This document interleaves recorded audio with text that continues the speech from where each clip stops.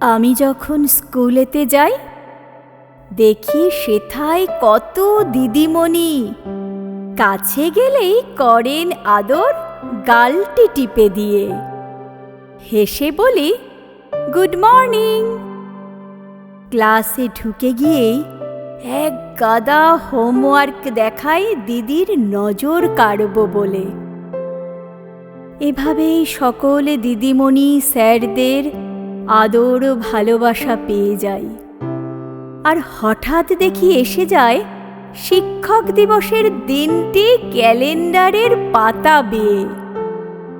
তারিখটি যখন 5ই সেপ্টেম্বর, উৎসবের আয়োজন যেন মহাসাড়ম্বর।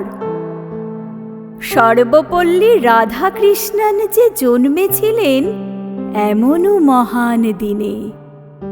আমরা তাঁর জন্মদিন পালন করি সেজে গুজে, কবিতা, নাচে, গানে।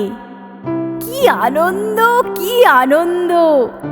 চকলেট আর মিষ্টিতে গুরুমশাইরা আশীর্বাদ দেন মাথায় হাত রেখে।